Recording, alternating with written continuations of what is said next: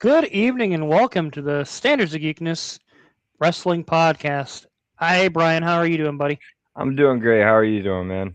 Doing pretty great. I've been very busy over the last couple of weeks with the holidays and everything going on. Hey, come on, let's start with the fun stuff, man. We had a fun week We did have a last fun week. week. We went out and saw some wrestling. Yeah, we went to the doubles taping of SmackDown and Raw last Friday.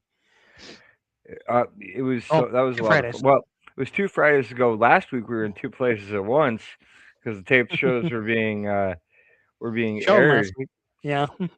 And I just gotta say, you and I got to see a lot of really good matches at various shows over the years. But that Ilya Dragunov Carmelo Hayes match That's one of the best ones I've seen. was one of the best ones that we've had the pleasure of watching. So They should be super, super duper proud of themselves for that. Um, it was a really fun time. I wouldn't, you know, Raw, I felt was a little lackluster compared. I thought SmackDown was better in my opinion. definitely. Um, at least in terms of a live production. We're not going to get into the gripes of it. You guys have already seen those episodes. I'm sure some of you had the same complaints. I really wish we could have gotten the full CM Punk and full Cody Rhodes entrances. Uh, That was probably my biggest gripe of the night was just like, CM Punk is coming out and the whole arena is singing his song and you didn't even let us enjoy it. You do the Cody Rhodes intro and we didn't get we to didn't even get to the whoa. whoa. Yeah, I guess that's reserved for pay per views only now, right? Same with the You got pyro. yeah, you got to be much. You got if you're not paying at least $100 a ticket, you don't get to whoa. You don't get to yeet. You don't get none of that. Yeah, I mean, and that's the shocking thing. Like, if you think about it, because like that's the first time I think I've been to a Raw in a while that Jay Uso wasn't actually on. But I'll be honest, it was kind of refreshing. Like I A kind little of bit. enjoyed that. Like, I. But if I got to pick a highlight for me personally, there's a lot of wrestlers out there that I've got to see. Um, Getting to see Joe Hendry live was a bucket list tick off. That And I want to make sure I'm going to tell everyone this little story here live. I didn't tell you I was going to do this, but I want everyone to know. So we're sitting there. We're sitting there at the event before either show has started, and Evan says to me, they do a lot of these holiday matches, you know, but I haven't seen a Miracle on 34th Street fight in a long time. And man, I would love it if we got to see one of those tonight. And I said, "Oh yeah, who would you want to see?" And he goes, "The Miz and Joe Hendry. I want to see the Miz and Joe Hendry in a Miracle on 34th Street fight." I could not believe that you called that shit from a mile away. Kudos to you, our predictions champion. I think yeah, it's we okay to keep bring that back forgetting. up. What's up, Chris? Welcome to the chat. Yeah, thanks for that. Uh, we keep forgetting to post our predictions, and I think it's just because we've been so busy with all the D&D campaign stuff.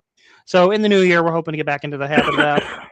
Um, Well, you know, we'll definitely be doing predictions for the Royal Rumble. That's one of yeah, both of our favorite events of the year, so that's definitely coming down the pipeline. as long as Jey Uso doesn't win it again, I'll be happy.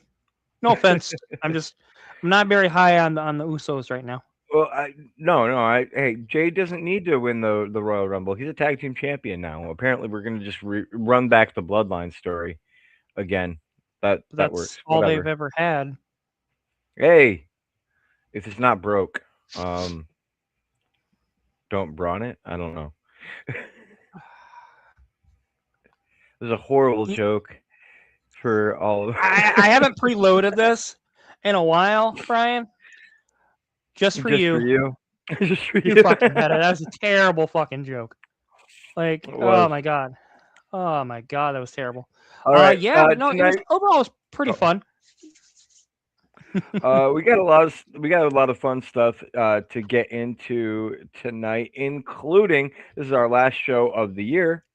Yeah. Um, Um, So here tonight, Evan and I will be bringing you our best of 2025 awards. I'm very excited to get into those with you. And speaking of the best of 2025, I know that you want to talk about this. I'll bring it up. I know I'm fucking up your format. you're fucking Uh, up my format, man. You're fucking up my format. but you want me to. You want me to. No, You I want don't. me to do it. No, I don't. We would have kept Daniel around if that was the case. Oh, okay, fine. Fine, we'll just stick to the format. Ladies and gentlemen, tonight, make sure to go to duelingguard.com and use the code SOG15 to get yourself 50% off of all your favorite gaming merchandise. They are our sponsor tonight, and we are delighted to have them as a sponsor. Thank you so much to duelingguard.com, and make sure to support them like they support us. Go to their website, buy some merch. Yeah. Speaking of companies that are supporting one another, the major, I'd say, kind of breaking news over the last couple days, the SEC filings with Vince McMahon. We're jumping into the deep end here, and the whole Janelle Grant, Vince paying off, allegedly. It looks like the Endeavor takeover and purchase was kind of all a ruse to put Vince back into power. Kind of a long story short, there's several text messages which we called here. We called when it happened. We were not shocked when Vince came back. We were a little shocked that he went away the second time, but I still, there were several people that said that Bruce Pritchard was basically a Vince proxy. Hmm. Um, but the most damaging thing to me was Nick Khan telling Vince in an email it was either email or text chain to The use the signal. signal. Oh He my was telling gosh, it back. yeah. Like, you guys already know that the federal government, someone already fucked up this year using that app, and you're telling him to use what you call a secure app, but it's just an app that makes your messages disappear. You're a fucking idiot. Okay, I'm gonna be honest about this, and I'm not trying to get political on this show. We have done that in the past, but I'm not trying to do that right now. Um, I just think it's really crazy how some of this stuff with this lawsuit and with what's coming out all seems to mirror some of the stuff that's been going on with our politics. You know what? I'm just. I will say this: I am tired of the billionaires running everything behind the scenes in order to keep themselves in power. Well, There's a whole new generation of talented and incredible people out there that have the right to show what they can do too. And mhm. you know, I think that at, at this point we've we've started like pointing out the shortcomings of Triple H and his booking, Nick Khan and Nick Khan's booking. Is it even fair? Is it even fair for us to criticize them at this point when now know for a fact that everything is still being strong armed from behind the scenes by a senile old man? You have a valid point. You know, my whole thing is it's I don't think anything's going to come of this. I think if the SEC brought up any charges against Vince, he would just get pardoned or pay a fine. His wife's in the cabinet. Nothing's going to Hmm. happen. Triple H is in the office, in the Oval Office, as part of the health initiative with Oh throating at yeah, yeah, fuckface. yeah. No, there's no way that He, Vince is he, ever gonna see like any we, jail time from this. Like it'd yeah, be I guess. ridiculous how fast to get pardoned. SA isn't something that the current administration takes seriously in any regard. I think that's Oh yeah, that's the sad thing. I guess more or less. Here's how I'm going to sum it up: the billionaire class, all these rich assholes across the world, don't give a shit about you. They don't give a shit about me. I think they need to realize that taxation and things like being a good person are the compromise, because 1789 in France, the compromise was the guillotine. like like taxation and being a good person, being a decent human being, that's the compromise. Stop being pieces of shit, and do fucking better. Mm-hmm. Exactly. All right, let's move right on into actual news that we actually want to cover. We're News. not AEW Worlds End. We're not going to go through the whole pay per view. Kind of just highlighting our favorite moments of the pay per view. For me, I really liked the way the Continental Classic ended. In years past, it's been kind of a confusing mess. This Let year, me ask you. Let me ask you this. You're jumping right to the end, the finish. Okay, like I personally, and I'm not downing the finish. The final match between Okada and Mox it was beautiful, but I thought both of the prelim matches were also easily 4-star matches. oh yeah, no, Both of well them. that's the things. Everybody that was in this Continental Classic, even Darby before he got taken out, um, everybody stepped up to the plate. It was really interesting to see the storylines blended in. Takashita and Okada's rivalry, Moxley and the Death Riders with in Claudio, like with the Moxley redemption arc, was really beautiful to watch. It was a slow burn too. Hmm. Um, for me, When I think the semifinals matches were better than the finals match. I would agree Kyle, with that. my MVP for the whole Continental Classic is Kyle Fletcher. I can appreciate that. In the Okada Takeshita match, there's a moment where Okada like went for the Rainmaker and just got like stiffed. Like I'm not taking that shit. And I've never seen that in an Okada match. I've never seen anybody do that to Okada. Um, I think and that Suzuki made did it it once. okay. I can believe that. But that was so cool. Yeah, That was such a just a badass moment for me. And then I loved the way that Okada still cheated to win. Um, the whole. the I thought that, and then I want to say this because I don't think this is done enough in professional wrestling. The fact that the screwdriver that Okada used in the first match wasn't there in the second match Hmm. when when he went for it was brilliant storytelling Hmm. throughout the show. And that's some like so many times the matches get segmented into their own thing, and this is one where this piece carried over into the next piece. I love it when that happens. To me, it tells a more complete story across the entire show, and it Hmm. makes it feel like it's a bigger moment. Um, you know, I really enjoyed the Babes of Wrath retaining the championships. I thought that was a good match. I thought Mercedes' crash out was beautiful.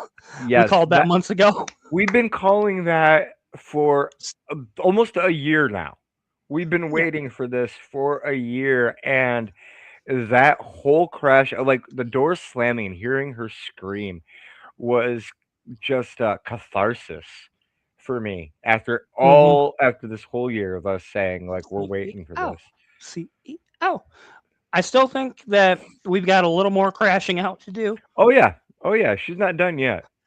Um, She needs to go all the way to rock bottom. But I'll tell you what makes me feel a lot better about this now is Mox actually. We've now watched this transition of Mox going from the tip top all the way to rock bottom and building himself back up to a point of relevance again. yeah. And it's been and I'm gonna say it like I was very anti Death Rider story. This. I did not enjoy the first, I would say, half of this story when it was being told. Um, but I will say that I get it now. I get Yeah. why you needed to tell that origin story. I still wish there was a different way to tell it, but after when we finally get here with it, It makes okay, sense I'm now. down. Well, I'm and that's down. why I gave them props earlier this year because with the Hangman stuff at Double or Nothing, you know, that arc was beautiful. For me, I was not a super big fan of the Death Riders arc.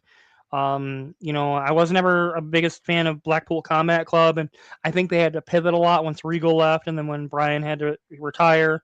Um, See, I was a huge Blackpool Combat Club fan, so. I know you were a BPC guy all through and through. Hmm. You loved yourself some BPC.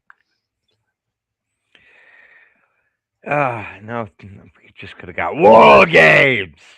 Whoa, games.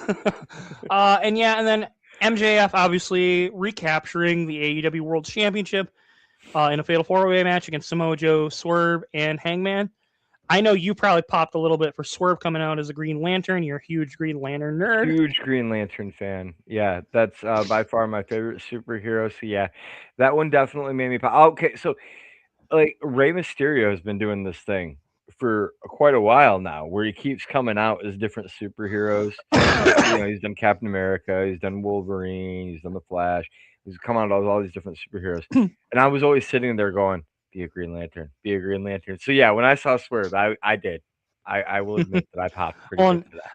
I don't know if you caught it, but Kyle Fletcher versus Mox. Kyle Fletcher came out dressed as Shredder from TMNT. I actually watched an interesting interview with him just talking about the pink in his attire now and how that's become part of his identity. Really interesting. That just Hmm, started with a random fan saying hmm. online, not enough wrestlers wear pink nowadays. And as someone who has completely adopted pink into their attire, Mr. Fletcher, I salute you.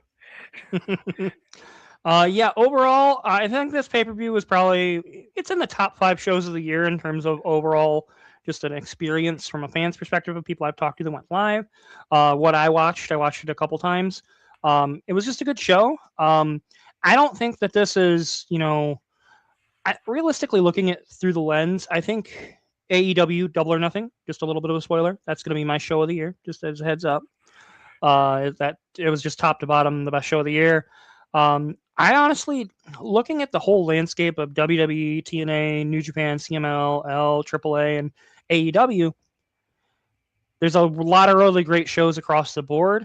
I think WWE honestly was middle of the pack to later of the pack with a lot of their shows this year, and I think Hmm. there's a lot of it was the fallout from the stuff with The Rock and Travis Scott, Hmm. pivoting with the John Cena heel turn. Get into that, sure, a little bit yeah, later. yeah. You know, it's really hard to book a show. A lot of people assume it's super easy, especially when you're doing it at a high level. There's a lot of things that have to go into the planning, not only for the matches, where you're at locale wise, making sure things are timed out to a T. I really think AEW stepped up their game the later half of this year. You know, 2024 was not a good year for them. They struggled. 2025 reminded me a lot of 2020 and 2021 AEW. There was definitely what it felt like to me. It felt like more of a coming together of the locker room. Mhm. Kind of that gelling and attitude of a 96, 97 WWE Yeah, roster, or even a ECW roster. def- I definitely can agree, and I mean, there's been a lot of talent that have left AEW. Rumor is it that Chris Jericho has left AEW and could appear as soon as next week's Raw or at the Royal Rumble. Um, I've you even heard know, s- rumors he could be the new GM of Raw, for that's what they're planning on. Which I don't know, man. I don't know. that's a lot to unpack. I didn't know that. Yeah. That hurt my head actually. Oh, Hmm. I'm sorry about your head. While you're getting your head straightened out, all you at home should go to duelingguard.com. Use the code SOG15 to get yourself 15% off of your favorite gaming merchandise, featuring all of your favorite anime and nerd loving characters. How's your head feeling now? A little bit It's better? a little better. I don't feel like I had an aneurysm. Okay. I think that's just a really stupid idea for Jericho. Like they did that with Kurt Angle. Oh, there's a lot. Like Just stop. Just stop. All right, let's move right on into the Standards Geekness Wrestling Awards for 2025. Woohoo! Been a long year. There's honestly been points where both of us have voiced that with both companies we were very disillusioned with everything that was going on. I know Mhm. earlier this year there was probably a 2 or 3 week break where I didn't watch wrestling at all just because it was that bad. Um, no, I definitely know that Brock Lesnar's return specifically was a very hard thing for me to stomach. Yeah. The only reason I watched any of the matches he was in is because we were having the podcast and I figured we would have to talk about it. Hmm. The flop Lesnar thing was really funny though. That's gonna be that's in my list. That's in my list too. Oh, okay, okay. We'll see where it is in yours. Well, I know where it's at in mine. All All right. right, well, let's Do you jump want right to in. skip? Do you want to skip over the male? I know. On the list, on our lists, we have male and female wrestlers of the year. Why don't we skip over those two and come back to those two? Those are big ones. Do you want to start out in the tag teams? Sure, we can start out in the tag teams. All right. Well, I guess I'll go first with my Okay. tag team of the year. I've got the Hardy Boys. They've kind of revitalized themselves after they left AEW and went to TNA. They've kind of carried the TNA banner, and I think it's a perfect. Their match with the Dudleys was great. I was a little worried given D-Bon's history and like they're all much older. I wasn't sure about the match quality. They pulled it off. It's been great. All their feuds have been great. Tag team of the year is the Hardy Boys, or at least for me. No, that's totally fair. The Hardys have had a really good year, and it's been a cool uh, return tour almost for the Hardys and return to form. My tag team of the year is over actually on the AEW side um, with FTR. FTR has just been putting out stellar tag team match after stellar tag team match all year long. It would it's almost hard to find a bad FTR match. Some of the storyline stuff has been a little bit shaky, um, but as far as the quality of work, in a tag team, you're hard to find better. Yeah, no, I can't So agree. They can't disagree. They're my number two team, so definitely can see why you'd make that. Um, my trio or faction of the year is going to be the System from TNA. By far and away, I think they've been the most cohesive unit. They've told a more complete story than really anyone. Um, I I think the Vision fell off. It's regained its footing now, but I think the Vision really lost me when they should have been trying to gain me as a fan. the Um, vision fell off so hard at the beginning. There was literal months that we sat here and didn't know the name of the faction. mhm. I mean, that's That's bad marketing. That's that like there was you're no bad at no name, no logo. There's still no logo. There's still no there's still no T-shirt. mhm. If I'm a fan of the Vision, I still can't buy merch. We were at a show a week and a half ago, and you and I both looked at that stand. You and I both stood at that stand there. We saw every shirt on sale. Not a single Vision shirt, not a single Braun Breaker shirt, not a single. I mean, I mean, I really like the shirt I got, but if there had been a tribal thief shirt, I would have considered that. I would have considered it. Like I that's still think it was a huge missed opportunity to not have him like take those shoes after that match. I Huge think missed that's opportunity. missed opportunity of the year. Honestly, yes. It really is. Like Um, so for faction of the year, mine is actually going to go to the Judgment Day. And I know that that might sound weird, but that is weird. the reason is because despite like all of the booking ups and downs that the Judgment Day has had to go through, they're the only team right now that I feel is like really a A family. team. Like yeah, Yeah. like you see the goods and the bads with them. You see the ins and outs. The little like. There's always tension with them, but then they always come back to work together.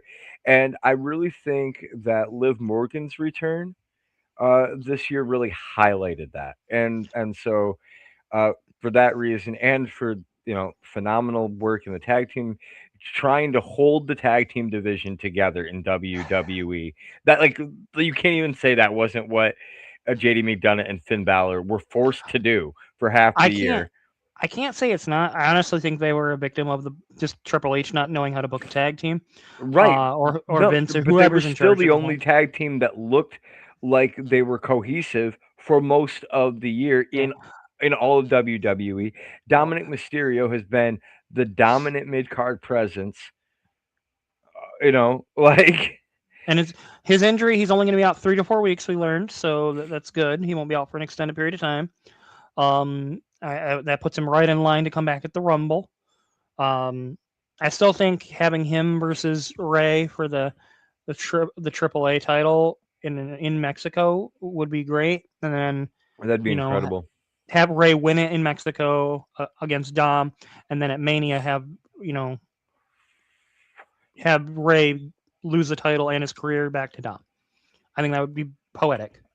That would be cool. I do think Um. I do think definitely Dom should retire his dad. I think that'd be Oh no. just Yeah. Like I think anybody that's the else retire. story that needs to be told. Yeah, for sure. Yeah. Anybody else retires his dad. That's just. I'm gonna be really mad if they have Gunther be the one to do it. Like you know, we all knew Gunther was gonna retire Cena. It was very obvious from the go. I liked the promo that he came out. You weren't super high on it. You thought it was Roman's "This is my yard now," Hmm. promo. I liked the mockery he's doing of it. But at this point, they need to do something with it. You need to make me forget that he tapped out like a bitch to Jay Uso. Uh, Like earlier I this year, think. he tapped out bloody to Jay Uso. Hmm. You can't Hmm. make me forget that without building some actual non-manufactured heat behind him. Well, I think that's what they're doing with our truth.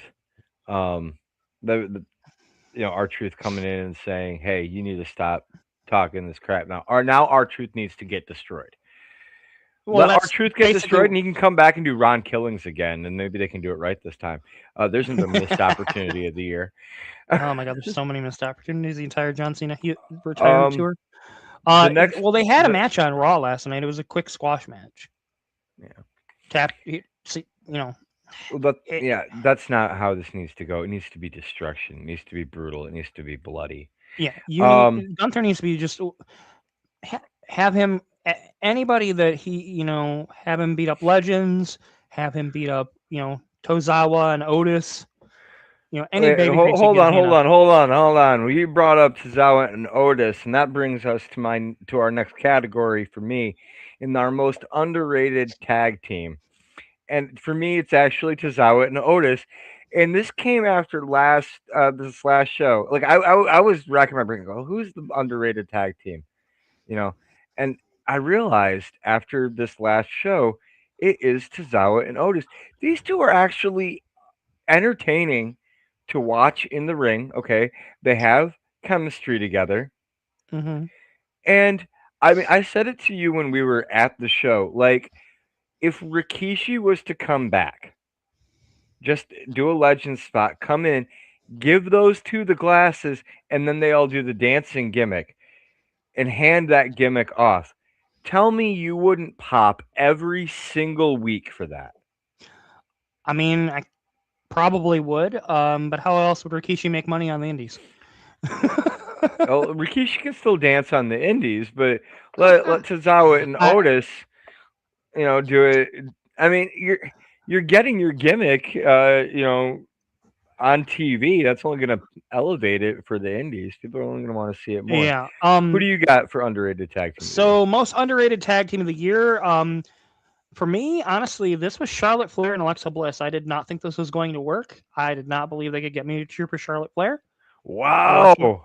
Alexa Bliss's presence, combined with Charlotte really embracing being a babyface, they got They, me there. I was cheering for her. they Joe Hendrick'd you. They Joe Hendrick me. All right. Oh, that's Um, for Dan. uh, our last category in the tag team division is best tag team match of the year. This one for me is going to the Young Bucks versus Will Ospreay and Swerve Strickland. Holy shit. If you want to see what high spot just like great tag team wrestling with storytelling looks like, this match is the match for you. I don't think there's another tag team match this year that like just like oh my god, oh my god, oh my god, with the kind of moments and feelings like I got back from TLC two back in 2000. You know, Yeah. Well, we have the same match for tag team of the year. Uh, tag team match of the year. Yeah, this match was amazing. They should really be proud of this. This is one of the best tag team matches I think I've ever seen. Um, I Osprey and Swerve really delivered from the babyface elements, the storytelling leading into that. The Bucks, the bum Bucks, as I was calling them for a while. the Bum Bucks. And it's been a really wild ride for them in 2025 too. It was just a really good match. Another redemption arc in its own way for the Young Mm-hmm. Bucks. Um, Yep. and it's interesting because it's less from a storytelling perspective and more of like a, hey, we need a reason to cheer for you again Mm-hmm. perspective. Yep. And they did it in a really slow way, and they got the people behind them. The moment with Don Callis and the Young Bucks and trying to walk away with the money while Cal Stanley beat on Kenny. They chose Kenny over the money, Hmm. despite the fact that they were poor. It was just beautiful.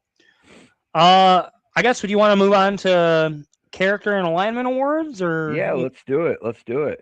all right? Let's start at best character reinvention. For me, this is Becky Lynch, or as I like to call her, the Baxter, Becky Lynch, the best. Um, she's just literally became the president of the United States, literally Hmm. embodying Donald Trump. Not to get political on here or anything like that, but go and read a Trump tweet or Truth Social post. Go read a Becky Lynch tweet. No, this is going to come up later for me. I know you've seen my list, so you Yeah, know that I have her in another I've got her in a position few on this. places. But I'll just say this right now. You know, I said to a lot of people, I've said it literally since he was campaigning. Donald Trump was campaigning the first time for president of the United States that I knew this rhetoric. I know this. He is a professional wrestling heel. And everything he's doing is classic professional wrestling heel. And I understood it. And I've said it to you, I've said it to everybody. Um, so now to see Becky Lynch actively doing it and just hearing how much is getting heat, it's so cathartic for me. I'm just hoping that it just clicks with people where they're going, oh You wait a would minute. hope. You would hope. You But would yeah, hope. everything, if you have not realized it yet, yes, Becky Lynch, heel Becky Lynch is Donald Trump. Like that's the gimmick. And if you don't They get call it, then they call me yeah. Donald Cash. Donald Cash.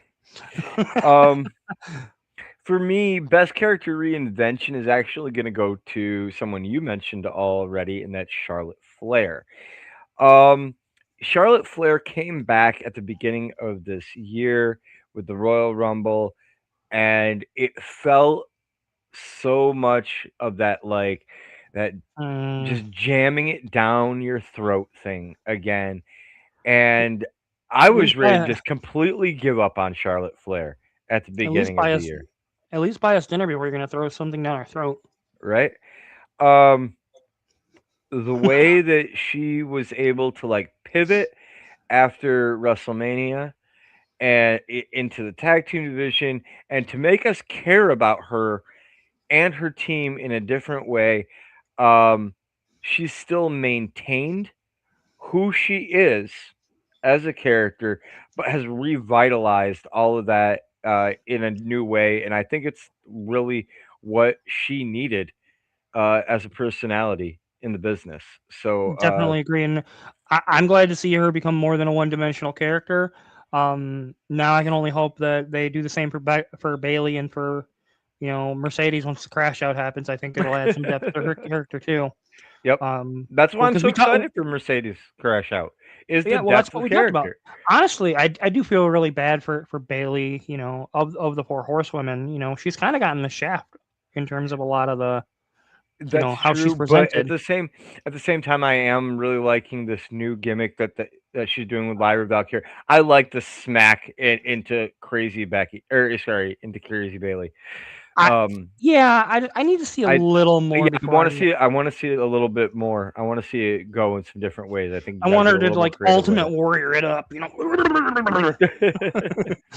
um, for Next on me, our oh, sorry, go ahead. oh, crowd favorite of the year. Is that the Crowd next one you favorite of got? the year. Yep, that's the next one we got. Uh, I think it'd be remiss, even though I'm not the biggest fan of him. Jey Uso, the crowd, he gets the loudest reactions from the crowd. Yeet. I don't think Yeah, anything really needs to be said beyond that. yep. I got the same thing. Jey Uso gets crowd favorite of the year. I don't think it's hard to see why. Um, he's a lot. Everyone's having fun when he comes out every time. If you might not be by the end of his match, but that entrance is going to be fire. Especially when they run it back in the middle of War Games. War games. All right, we're gonna get into the promo and mic work awards. I thought we'd do Oh, babyface and heel and best character gimmick. oh, 'Cause we're in sorry. the Those were up higher on the list for me. I didn't see those. yeah, I realized I started one above the bottom of that category Yeah, with no, no, character that's mention. fair. That's fair. That's fair. um, best character or gimmick. For me, at least in terms of presentation, star power, kind of the complete package, in my opinion, it's Tony Storm. Like, she's by far and away been the most entertaining and complete character in AEW and honestly in women's wrestling. Tony Um, Storm has been absolutely fantastic. I'm not gonna disagree with you at all there. She is actually on my list as well somewhere else. Um, but here I got to talk about somebody you already brought up. For me, best character or gimmick is going to the I mean, the man. I mean, the former Intercontinental Champion. I mean, the current Intercontinental Champion. What is she? She's Becky Lynch. Um, Becky Lynch again, like we already talked about her. The gimmick for me is just A plus is a win. So yeah. Um, so with the next two, I actually struggled a lot. I actually realized I made a typo in my heel of the year. I put the wrong person there. So for my heel of the year, it is going to be Drew McIntyre. When you look at the complete body of work throughout the whole year, yep. That promo he just dropped on Cody when we were live there, when he said, "When you get to hell, tell your dad, say hi." I felt that in the pit of my stomach and popped for it.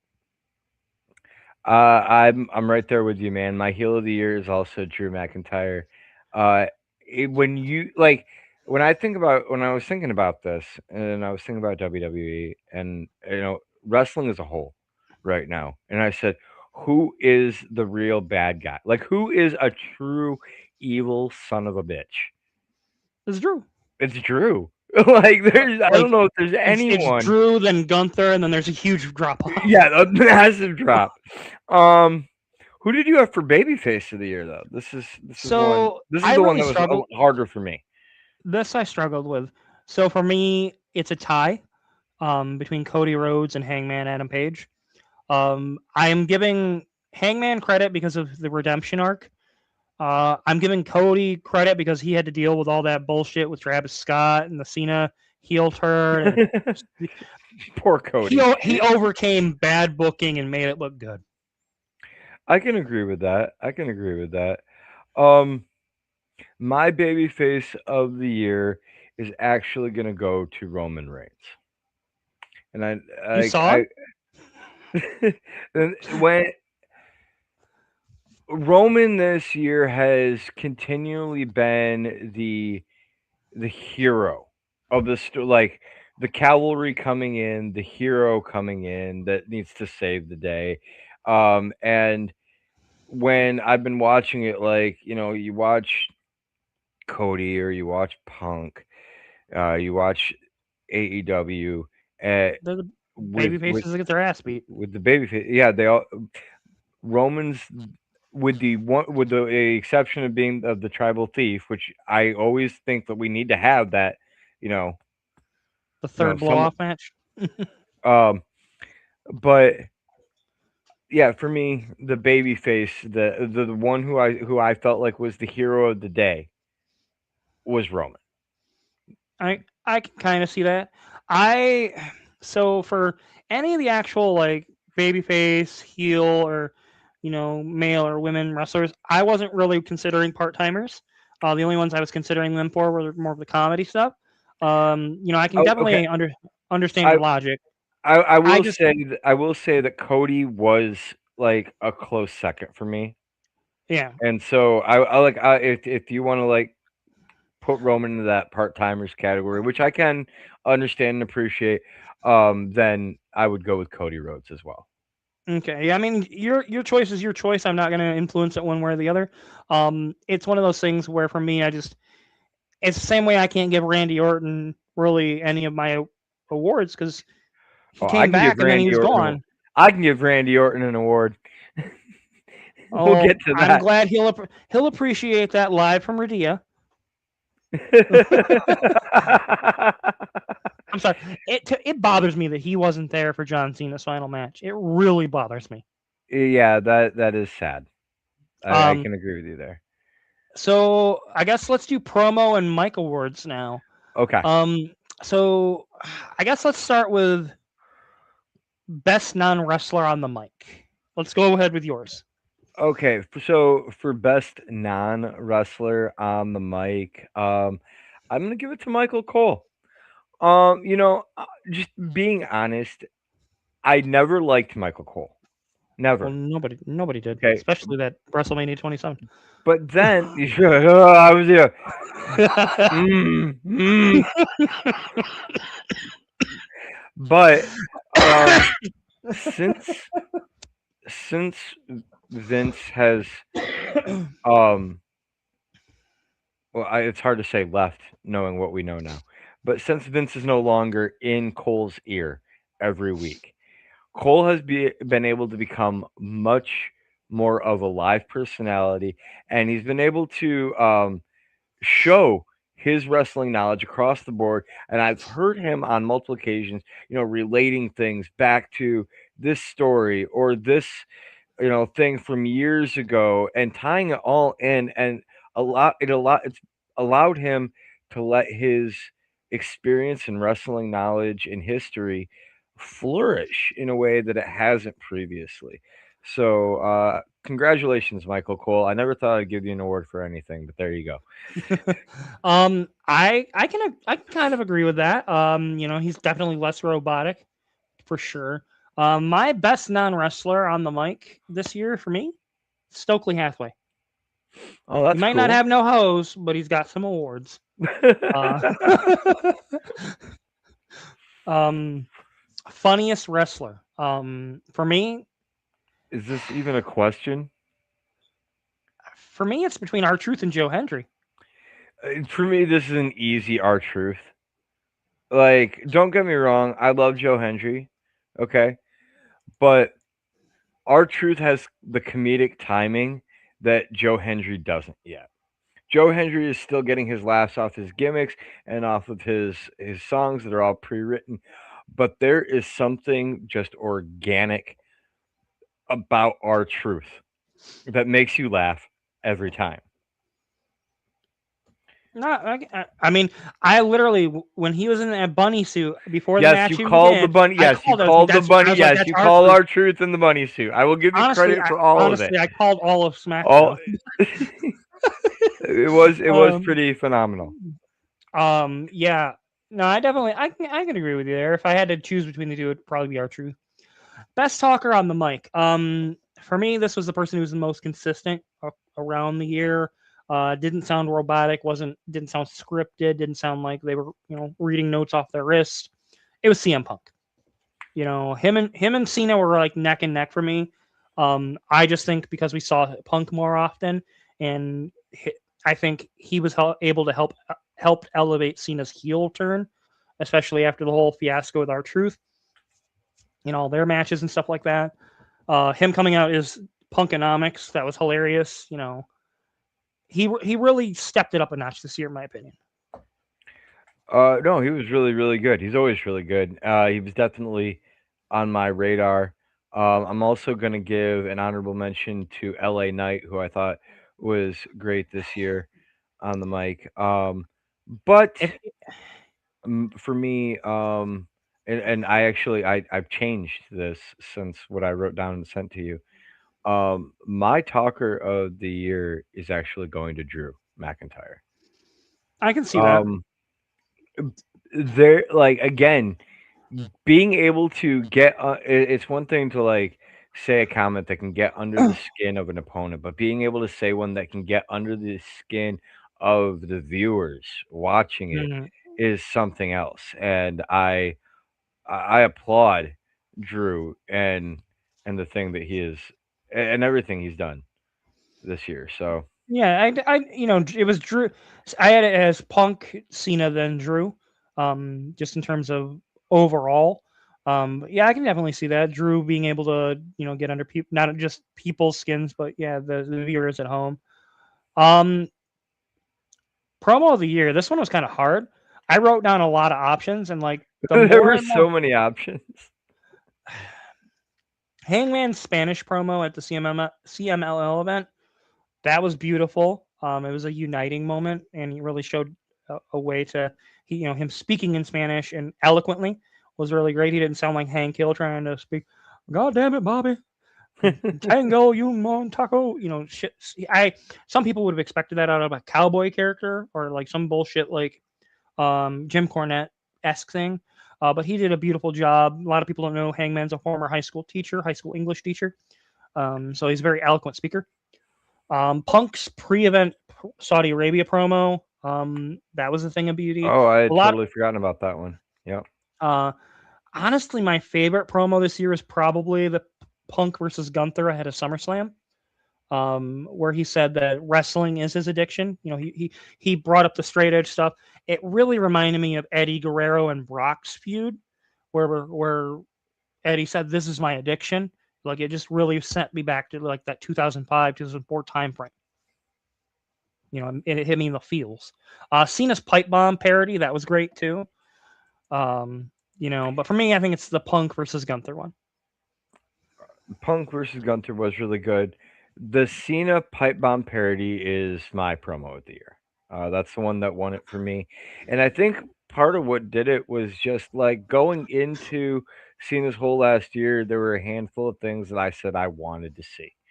Mm-hmm. And that was one of them. I wanted to see Punk and Cena go at it one more time. And I wanted to see them both recall um, previous promos and previous things that were done. I really did love Punk coming in as the doctor of Punkonomics. That was Um, great. That honestly that was made me. that was like that's getting an honorable mention, honestly, for me. But Yeah, seeing Cena like sit there on top of the top rope and like hi, Matt hi Cardona. Claudio Castagnoli, like loved it. Like Yeah, it was everything that I wanted it to be. you So know, yeah. Well, we'll talk more about the Cena retirement tour when we get down to further in the awards. yep. But yeah, that's the promo and Mike Awards. In ring performance awards. I guess let's start with best Wanna pay do per view match. For me, this was Hangman versus Moxley at Double or Nothing. This was just by far and away the best complete story, complete match, uh, with the story surrounding it. Um, you know, Io versus Rhea versus Bianca at WrestleMania was a close second for me. Um, you keep saying you're close seconds, but that's the one that does it for me. Rhea versus Bianca versus Io was a fantastic match. It was like that to me best pay per view match of the year. yeah, well, a match of the year as well for me is Moxley versus Hangman and with Rhea, Bianca, and Io. I did really enjoy Cena versus AJ Styles at Crown Jewel in Perth. That was great. There's been a lot of really good matches. I do think, like we talked about earlier, WWE really has in terms of if I were to rank them, WWE would probably be in the middle of the pack in terms of overall product quality this year. It's just been a Mm, lot of. It's like they booked themselves into a corner and couldn't quite pull themselves up. that's You true. know, What did you have for the best weekly TV match of the year? honestly, that Carmelo Hayes versus Ilya Dragunov match. The one we just saw? Yeah, That's it for me too, man. That was that my pick. And I probably know that was that there probably is a little bit of bias that we have because we were there live for that. yeah. I mean, But realistically, I watched that match and I remember I turned to you and I said, "We just watched a classic." yeah. Honestly, that was a really really good match, and like it started very slow, and then, we were both like and then it just picked right up, and boom, it hooked us in. If I was to give an honorable mention here, it'd probably be that I believe it was DIY versus Street Profits versus um, there's like two other teams in a ladder match on a random SmackDown earlier Yeah, this no, year I know the one you're before talking Mania. about. It was right Yeah, before Mania because it should have been on Mania and it wasn't. yeah. That was by far probably the second best That overall match that I've that was where seen. that was where the Wyatt Six picked up the tag team titles. Yeah, which honestly, like that really feels like that's a missed opportunity too. Like And we could do a they brought whole the Wyatt Six episode on back. missed opportunities of 2025. Honestly, if you guys want, next time we meet here in 2 weeks, we'll do a missed opportunities of 2025 If that's what you recap as guys one of our want, yeah. topics. Let us know in the comments what you want to see. But that I'm willing to throw that down as a gauntlet topic. If you ever want us to cover something, we're willing to talk about it. For me, let's jump back into topics. Best Well, big match performer. okay, so we talked a little bit about this. You know mine. Hmm. And this is where I put Randy Orton. And I know you said, well, Randy Orton hasn't been around a lot in 2025. And I said to you, and I'm going to say it right now, yeah, but when he was, it was a big match, and and everything that he did made it better. Randy Orton is a consummate professional. And I whenever understand. when he is the most probably dependable big match performer, and I would say that over Cena, and I would say that over Punk. I don't disagree with you. I just the lack of being around just kills it for me. I can't give the nod in my opinion. For me, there was a multitude of choices here. Looking at the complete body of work, it's John Moxley. Moxley would have been my second pick, absolutely. If you look at him and Samoa Joe for AEW were probably the two biggest aces that kept the company like together, especially with the fallout of Punk leaving and everything and the struggle of 2024 to kind of rebound. I think you could mention Kyle Fletcher in there. You could mention Hangman Adam Page and Swerve, Punk. My big, the thing that knocked me off of Mox for this, and maybe this is, you know, what I felt like some of the stuff for Mox's matches was based off of props that were just like gratuitous, and that to me took me out of the. I mean, like that giant friggin' piece of wood with nails all sticking through it, just like buried into his back. There comes a point to me where it's too much, and it takes me out of what I'm watching. And Well, unfortunately, that was where I got pushed to a little bit with Mox. And that's not to say that that's I am not incredibly impressed with what he's willing to give in terms of his body, two big matches and the business. It's just it's not my personal cup of tea. no, and that's fair. And honestly, like looking at it, Moxley is. I would argue he might be this generation's Mick Foley, but he has a little bit more wrestling skill. I can definitely agree with that. He is definitely this generation's Mick Foley. I just think that he needs to learn some of the lessons Mick did, in that you can tell a lot of story and don't have to give up your entire body every time. And I'm hoping with the new version of him, I am pretty sure he's going to keep that belt probably till Double or Nothing. I think you could tell a really good story with him and getting kicked out of the Death Riders eventually, and like there's a lot of ways you can go about that. Um, but in terms of consistent big match performers, I can agree with some of it being gratuitous. Some of it even turns me off. But when I look at the whole body of work throughout the year, he was the constant, always involved in the big matches, whether it was opening the show or the main event. Oh yeah, no. John Moxley definitely is a pillar of AEW. Um, I know that's kind of a bad term for AEW, I but mean, you know, but I'm not wrong. what the You hell know. happened to Sammy Guevara? That's what I want to know. Oh, Uh, stupid um, pillars. All right, moving on. stipulation match of the year. Let's go ahead and hear yours first. All right, so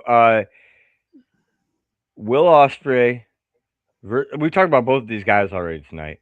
Will Ospreay versus Kyle Fletcher in a steel cage might be the best steel cage match I've ever seen in my life. I can definitely agree.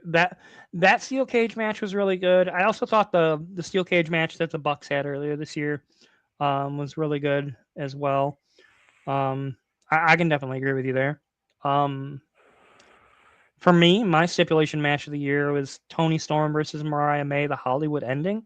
Oh, that was a I fun match. That that was was a a fun fun match. that was a fun The stipulation match. two very different stipulation matches we have here. Mm-hmm. Mine much more of a like, holy crap, holy crap, holy crap. Whereas mine Yours was more much more of a story. like story driven. Um, no, both of those matches are really great and for incredibly different reasons. That's wild, actually, to think about because you almost can't compare those two. Exactly. Um, feud of the year. For me, I think it's CM Punk versus Seth Rollins. It's a real hate. It feels real. Hmm. It reminds me a lot of Stone Cold and Brian Pillman, where it feels almost real. I can definitely understand that. Some of the stuff with Seth and CM Punk for me has felt because of injuries and time off and everything has felt kind of start stop, but at the same time, that also gives it this kind of era of pure arch enemies. You Hmm. know, so I We can haven't had that in a definitely while. no, and so like I can definitely appreciate that. Um, for me, feud or rivalry of the year is going to go to Spurs Strickland and Adam Page. Um, from start to I know this actually started back in 24. 2024. Yeah, so I was just like, that was on my short list, but I was like, I didn't know if I could But count it because yeah, no, most of it happened last year. no, it's been going literally all year.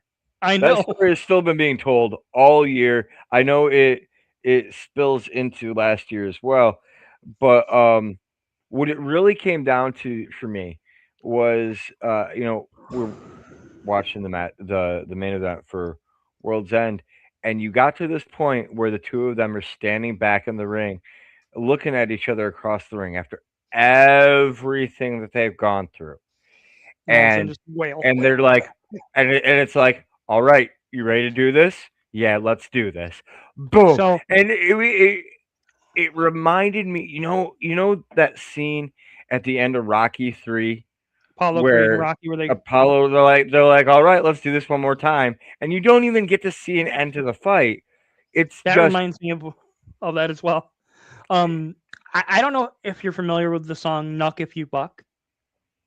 no. Oh, when we get done with the podcast, or when you get time, go listen to it.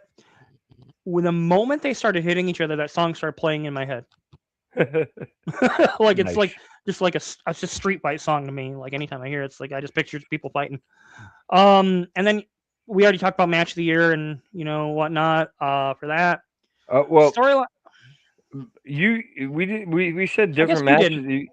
My match of the year actually is John Cena versus AJ Styles. I told you Okay, I picked one for pay per view, I picked one for TV, but like as an overall, like that transcended all of that. For me, it was John Cena versus AJ Styles. I thought the storytelling was great, and I thought that it was just a great like AJ went into that going, I'm gonna give you Everything. everything, anything you want, man. Just and props to AJ Styles on being such a giving performer. Props to John Cena. Yeah, that the impromptu introductions were great. It was just a really good. It was a good babyface versus babyface You don't get that match. very often. You You really don't. don't. Well, it's the same way you don't get heel versus heel all that often. At least with a babyface versus babyface, they can still tell its story. With a heel versus heel, it's just ugly. Oh, I think you can still tell some good heel versus heel stories. Just a little more challenging. You Yeah. do have to have a babyface element, you know. Yeah. Storyline and booking awards. I just realized we forgot to add our Booker of the Year to this. I'm the So I guess Booker of the year. you heard it here first. The standards of geekness are the Bookers of the Year.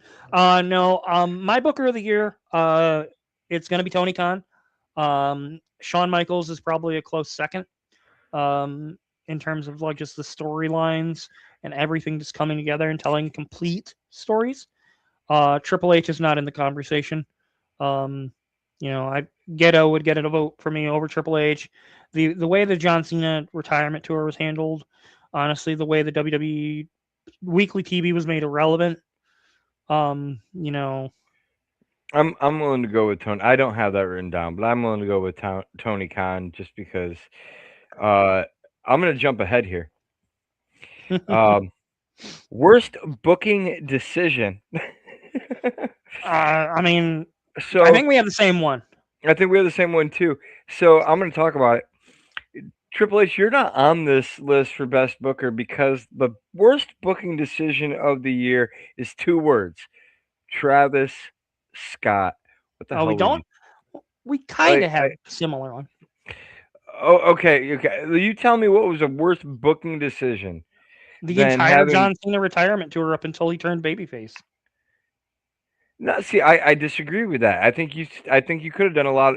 I think, I mean, I was down for Cena being a heel all the way until the end. I just wanted it to be done right. So I wanted it to be done well. None of it was done well. That's not. I'm not putting that on Cena.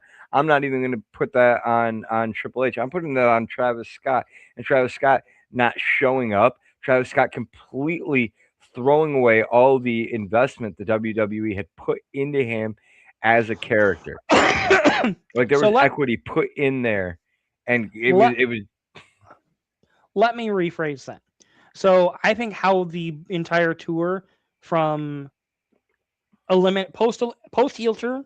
So when he, I'll even say up at Mania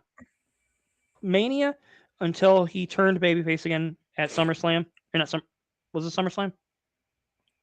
Sorry, folks, I've been yeah, up for a while. yeah. It was Um, SummerSlam. that entire section right there nearly ruined the entire retirement tour. I think that Travis Scott played his or didn't play his role.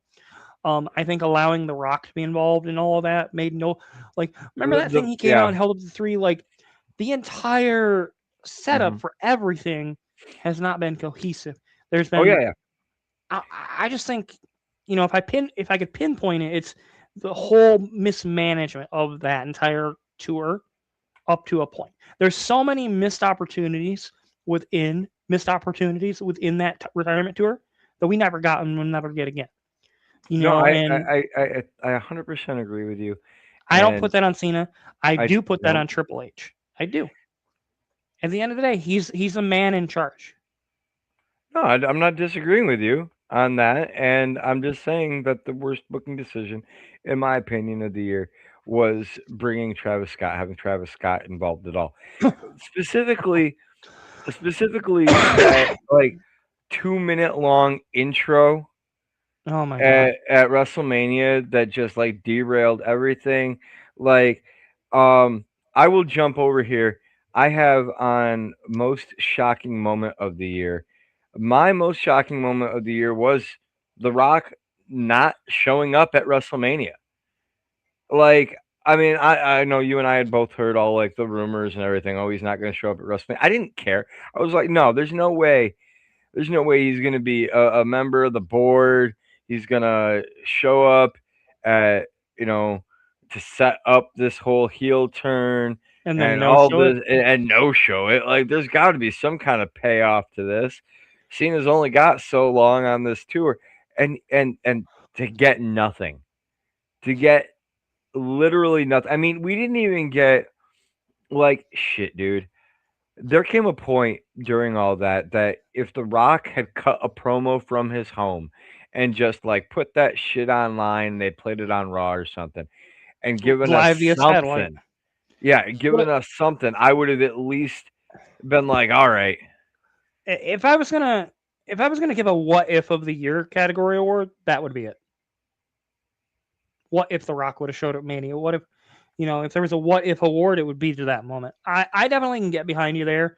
For me, the most shocking moment of the year was them actually pulling the trigger on John Cena's heel return. Not because we didn't see it coming, but just they did it really well. And then I want to give an honorable mention for them most shocking moment of 2025, them shitting the bed with that afterwards. I was shocked with how fucking bad. Like, that is some fucking Tennessee they backyard really, wrestling bullshit. they really screwed the pooch on that one for sure, one Yeah, hundred like, percent. um, if I was to look at, I guess, babyface and heel turns, we'll do those of the year.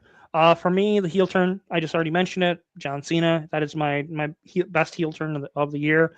I liked the Naomi reveal earlier this year and with the Elimination Chamber of the ladies, with Jade Cargill coming out and like beating her ass and whatnot. That was great. Naomi winning Money in the Bank. And then babyface turn, I think it was Hangman. I was thinking Hangman and finally embracing, being the main character of AEW. For me, best heel turn is Becky Lynch. Um, it's been a long, it's not a heel turn. If you would have asked me like when she initially turned on Lyra Valkyria, We it shit on just it. yeah, oh yeah, we did, we absolutely did, and I absolutely wouldn't have thought that this is where I would be now, but seeing what it all built into, Yeah, it, I think a lot of pivoting happened in there, but I definitely can understand that. Um, best babyface turn, on the other hand, for me is Charlotte Flair. Holy shit. I never would have thought that I'd be cheering for Charlotte Flair, but here I am. yeah, I will say that match she had with Lash Legend at SmackDown, that was Was my second. That was a horrible match in my it was a opinion, horrible and match. it wasn't It even was the a worst horrible, match of the night. but that was a horrible match because of Lash Legend, and like I'm sorry. Yeah, no, she's just not ready in my opinion. I think she's got the look, she's got the presentation, she has the ability to talk. She's missing the in ring stuff. I think they need to work with her a little bit on it. That wasn't even the worst match of the night. There, it was still a better show than Raw. Um, Julia versus shit, what's her name? Not Chelsea Green. The it was the tag match. Julia and Kiana James versus Chelsea Green and Alba Fry. Hmm. That was a terrible fucking match. Honestly, Hmm. like, if I was to give a Shat the Bed award this year with how they were handled, it'd probably be Julia. They I can they brought respect her that. over. They brought her over from Japan where she was a star, a bona fide star. They brought her into NXT. They presented her like a star. They treated her like a star. And then Stephanie Vaquera came at the same time. They're doing the same thing with her. They presented them both so well. Julia's run on the main roster. They were both brought up kind of around the same time. Stephanie's the women's world heavyweight champion. Julia's struggling to get off. Stephanie got a lot of like she got the vignettes and everything too. Julia got kind of She got some of it, but not. Yeah, she didn't get nearly the fanfare that Stephanie Vaquer got. And like just to point this out, Stephanie Vaquer had her debut and immediately was face to face with Rhea Ripley, which is establishing her, in you're that putting pecking her in the order. presence You're in the putting her pecking order, right up there with Rhea Ripley. It's not like which Julia was like put out there and is immediately staring down Bianca Belair. It's not the well, same. so I think you know their promo skills are probably what sets them apart. Stephanie seems to have a better grasp on the English language. Italian, it's kind of a hard, you know, English and Italian translations, it's hard, you know. And I think pairing her with Kiana James was kind of a way to do that. I think it was a mistake. Personally, Mhm. I think they need. I think she would be a great addition as Give a female. look, Put here's the her, thing. put her in the If you Vision. if you keep having if your problem this baffles me. If your problem is that you are bringing in this person from another country and they can't cut the promo you want them to cut, get them a goddamn manager. Yeah. It's Well, the that thing is, easy. I think that's what they tried to do with Kiana James. But I'm sorry, that match we watched, that tag match, Kiana James held that match back. Oh, It just was. I'm not It just disagreeing with wasn't a you. good fit. I'm just saying in general as a principle, if the issue that you're having is that this person you brought in from X, Y, or Z country and they don't speak, fluent English or they don't speak comprehensible English for television, then get them a manager so you Hmm. can still get all of those points vocally across and you're just adding another element at Yeah, ringside to do something with. So it's good for everybody. Not to mention the absolutely. fact that I, I mean realistically, managers are so underutilized these Especially days. in WWE. Especially in WWE. Like Like it's Heyman, and then that's it. yeah, yeah. And like at this And point, it doesn't even make sense when you're like, okay, so Paul, if you get paired up with Paul Heyman, like you're probably going to be getting a world title shot. It's probably a good idea to have a manager. Should any of us have no a manager? No, let's all just walk out by ourselves. Screw having a manager. It only works for everybody that gets one.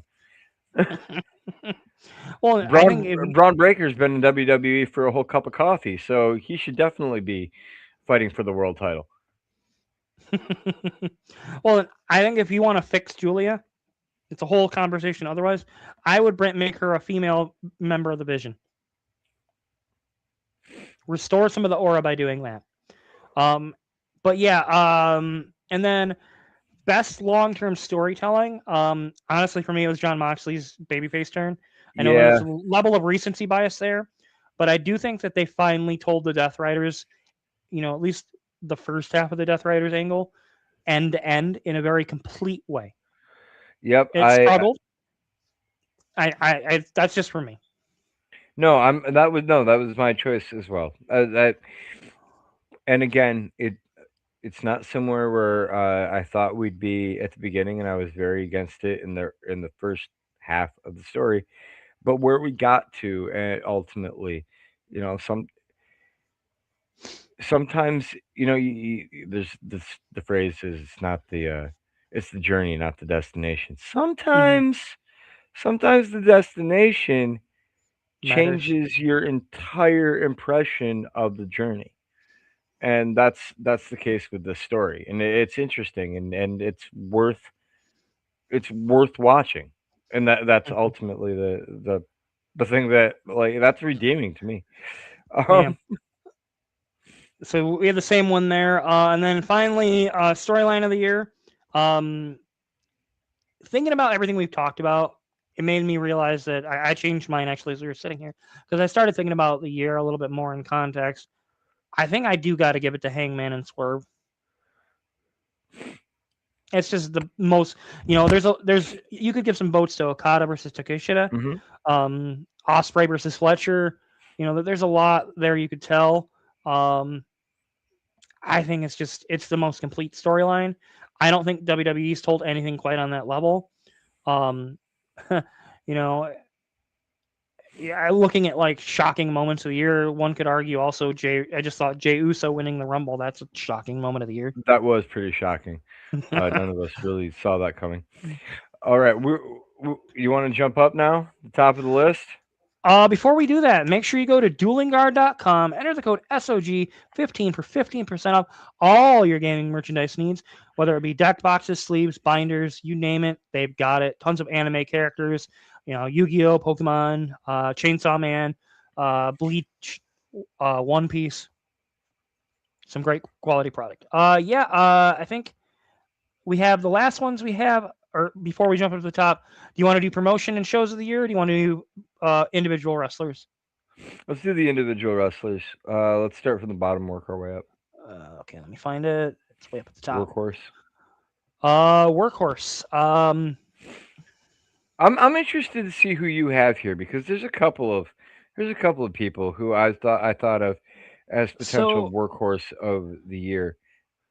I'm gonna give it to Takeshita simply because he's working in AEW, New Japan, and like one other place. He went through. He was wrestling in AEW. He did the G1 and won it, and then won the New Japan World Title. And he's still traveling for AEW and doing all this other stuff. That's the workhorse of the year, in my opinion. Yeah, no, I can totally get behind that. And kind of like a similar avenue. I went with Dominic Mysterio. Not only has Dominic been holding down the mid card division for Raw all year, but also doing a lot of stuff down in Mexico.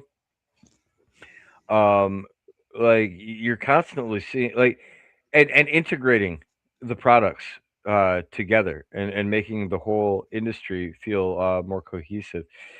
Uh, every time I turn around, I'm just seeing more and more Dominic Mysterio, and so he's getting my workhorse of the year. Nice job, All right. Intercontinental Champion. Comeback of the year.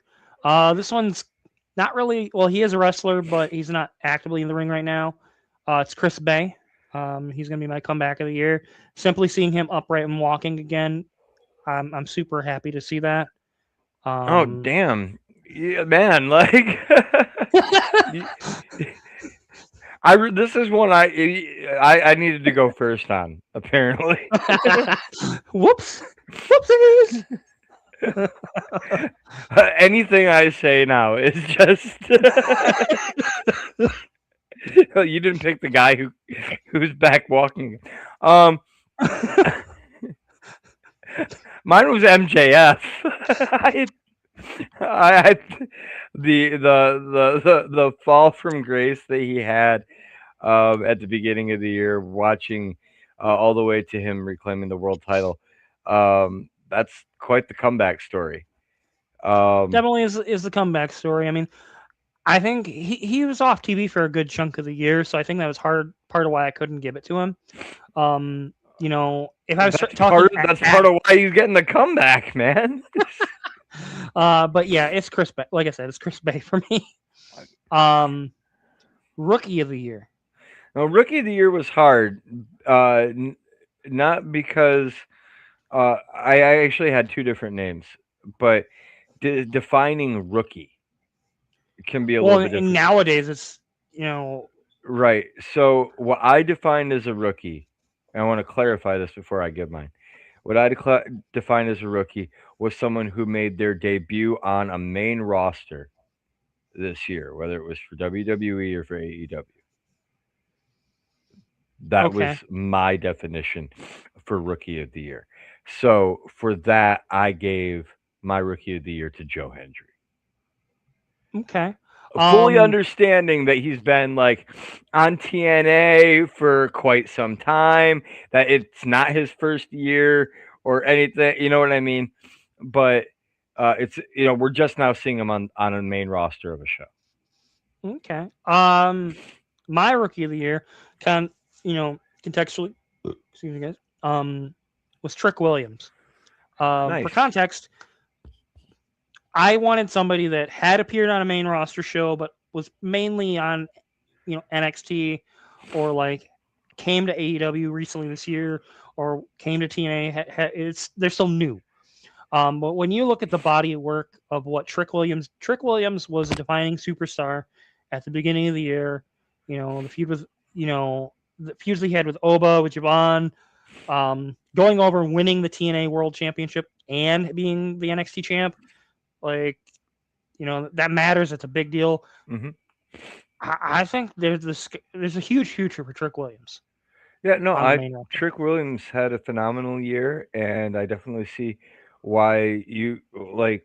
I could definitely see why you went with Trick Williams, and based on some like backstage segments that we've seen, I would not be surprised to see him on the main roster here in the next couple weeks, or even You know, I could see him entering the Royal Rumble really easily. As a matter of fact, I'd be kind of surprised if he wasn't in the Royal Rumble. Um, Yeah. Mo- breakouts. Oh, sorry. Well, most improved most, wrestler. yeah. Yep, yep. I think we have the same one, but you go I ahead and read believe yours. we do. I believe we do. Because wow, did she go from being absolute trash to actually being watchable? Maxine Dupree. That is who we both have. Yes, Yeah, Maxine is. 0 to 60. Wow, where did her talent fucking show up from?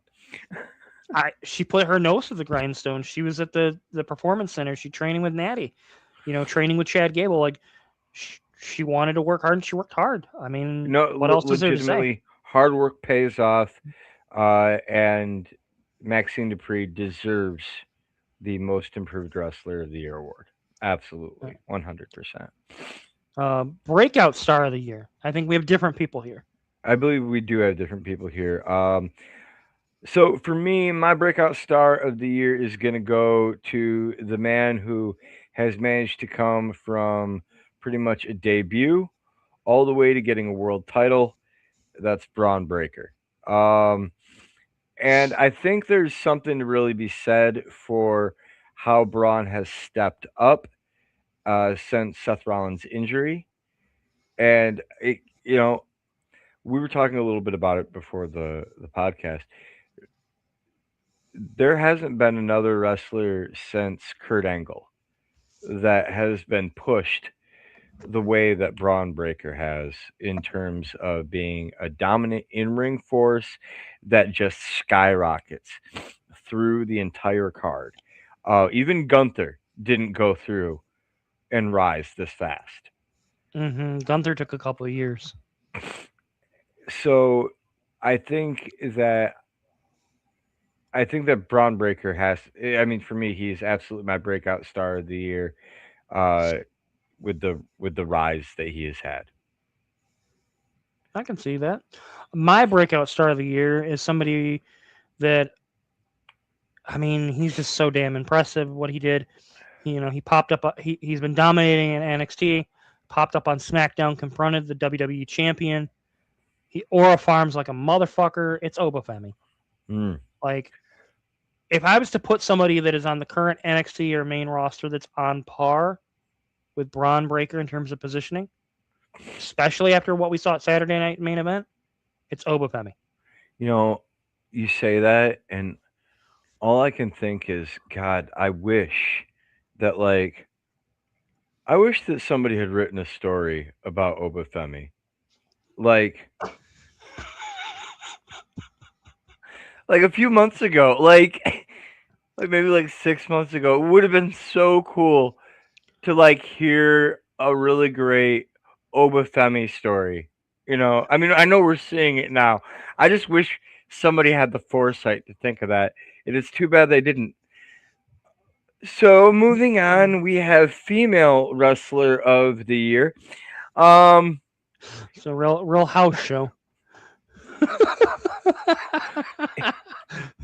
He's gonna see this and he's gonna be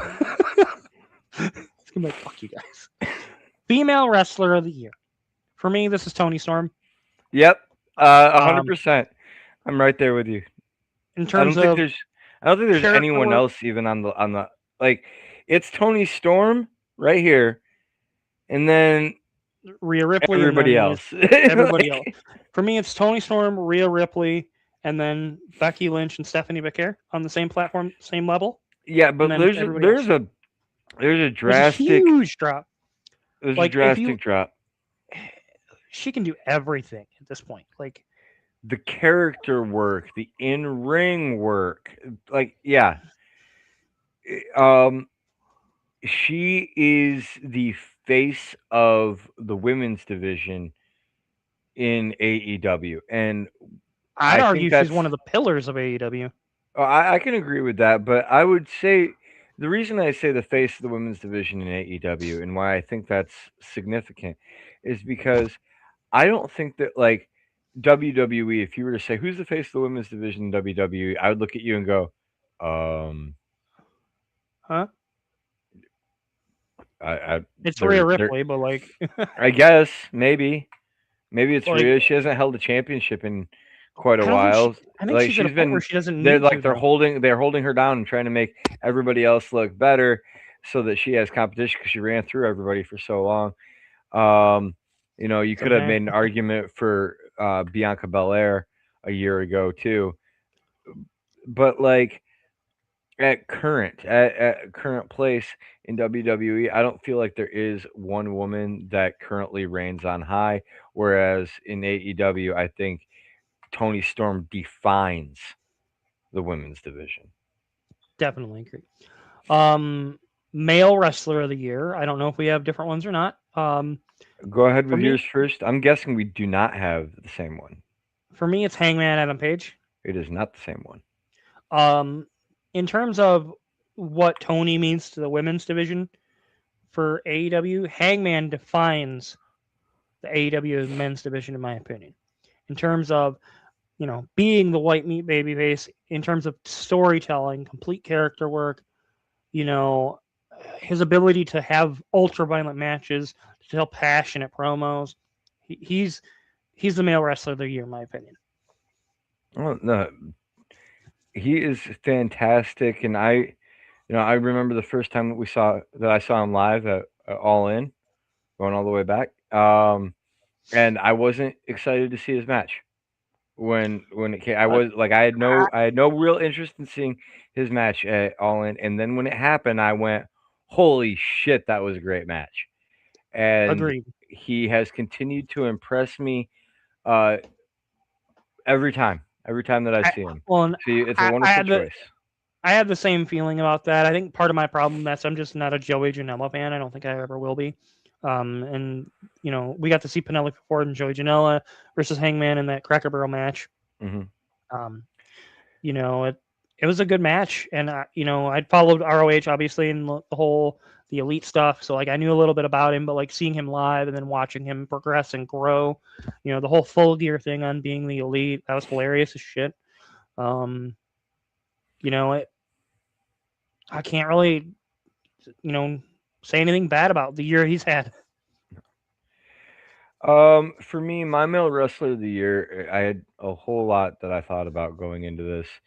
But ultimately, I said to myself, when people look back at 2025, who's the wrestler they're going to think of? And for me, I think it's John Cena. I think John Cena and his retirement tour really defined the year, and it's going to be the takeaway that a lot of people have from 2025. I think it's going to be what they remember about it. I got to see Cena you know, on his last run. I got to see him face Dominic Mysterio. I got to see him face Randy Orton. I got to see him face CM Punk. I got to see him face AJ Styles.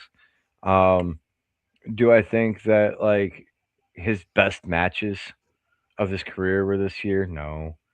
Do I think that like he was necessarily the most like he had the best matches of the year? I did give him the AJ Styles one, but across the board, do I think his work was necessarily the best? No. But do I think he's the one who defined the year Oh for yeah, a ton of fans? Absolutely.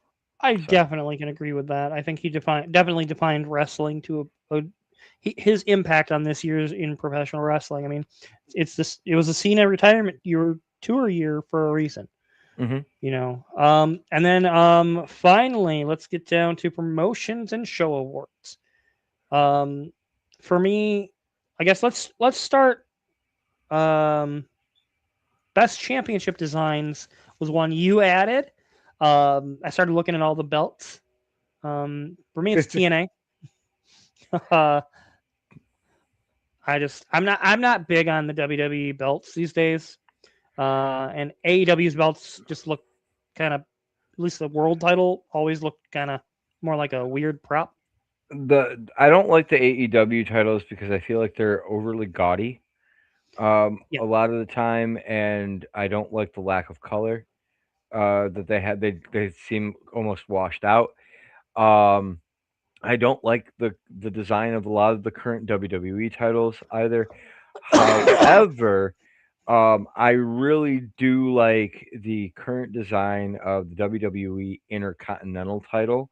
I like the blue that was added to it when Jey Uso won it, and they've kept that blue in it, and it has given it a look that is reminiscent of the 1990s Intercontinental title.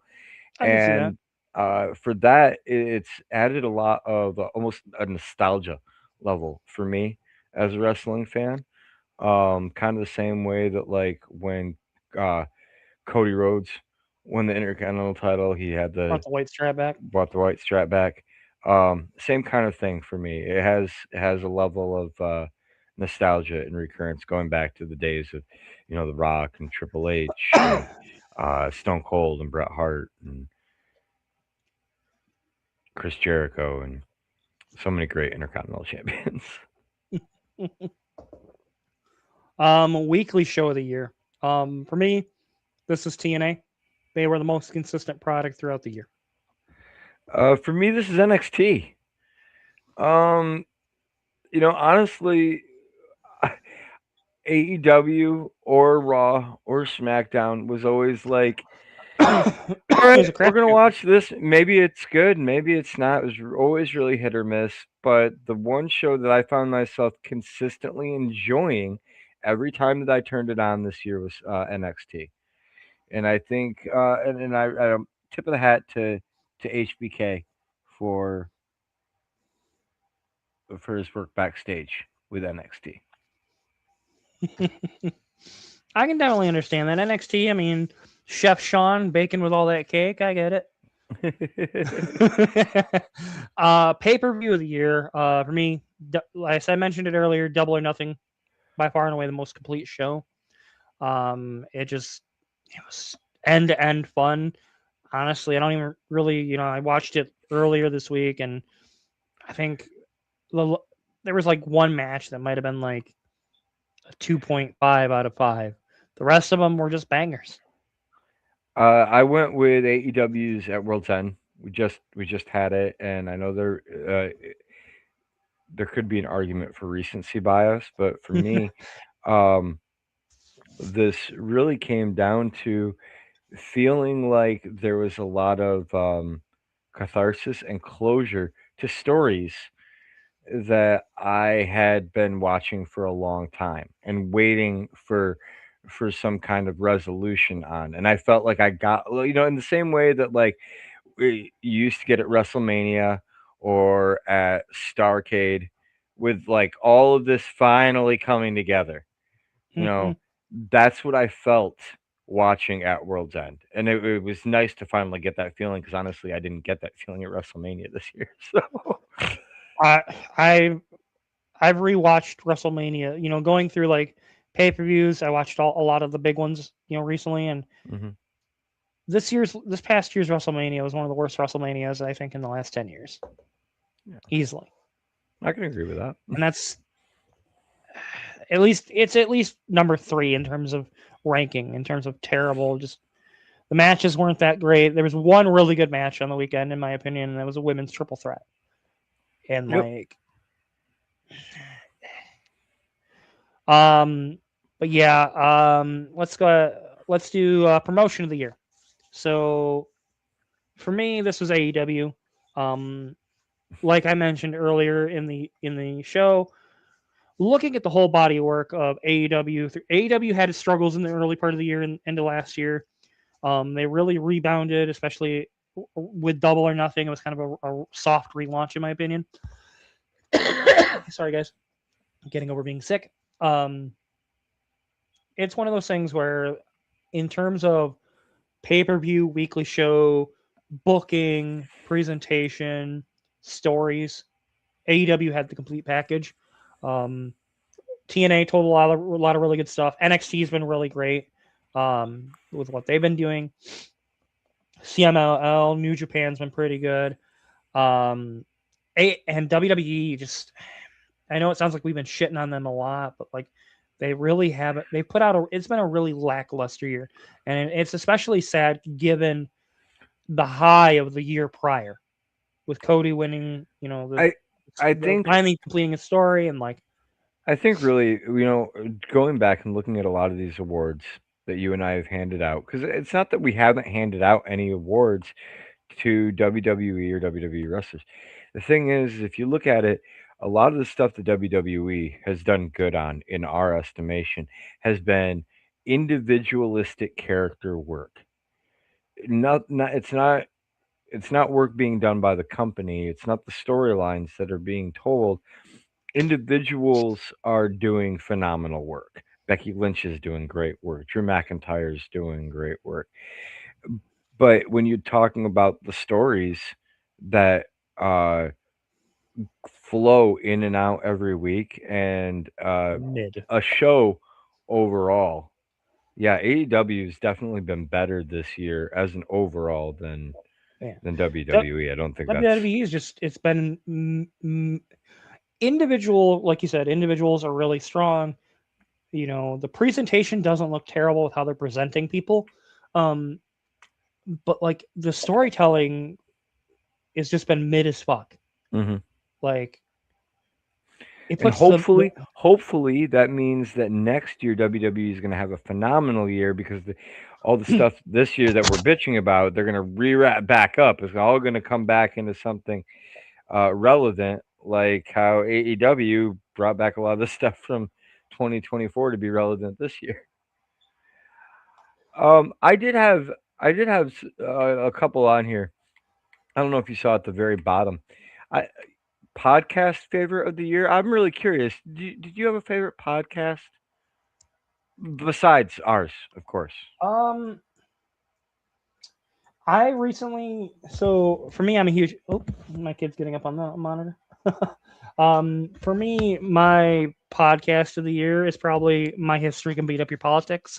It's been something that's kind of been helping me deal with all the bullshit that's coming from our federal government right now. It reminds me that checks and balances are there for a reason, and history does have a way of showing us how things work. There's a new podcast. Let me pull up the name of it that I've been listening to lately. It is I'm a huge politics and history nerd. If anybody doesn't know, the political history of the United States. I think I'm about 25 or 27 episodes in. It's from it goes through when the English Reformation and all the 14 Columbus basically finding the Americas, etc., etc. Even though we disagree, I hate Christopher Columbus. It goes through that entire time period with the Spanish Empire, all the way up until I believe we're in the 1630s right now, and I'm 27 episodes in. So clearly I've got a long way to go. We just talked about the founding of Connecticut this morning on my way to work. It's been a really entertaining one. Wrestling podcasts. I haven't really been super into a whole lot of the wrestling podcasts lately. I think a lot of my favorites stopped doing it. Honestly, Russo's been popping up on a few Mm-hmm. lately that has been very entertaining.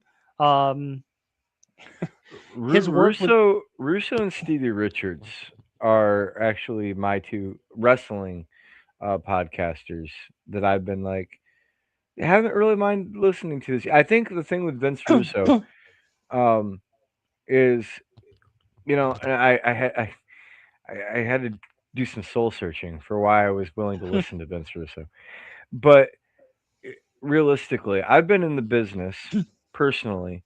I've been in the business for 22 years, and I go to shows, and I have a lot of people that come up to me and ask me for advice and see me as a vet in the business.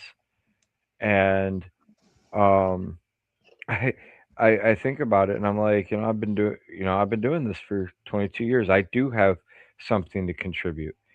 And although I think at the time that Vince Russo was put in charge of WCW, I think it was way too much for him to wrap his head around and to be ready to handle.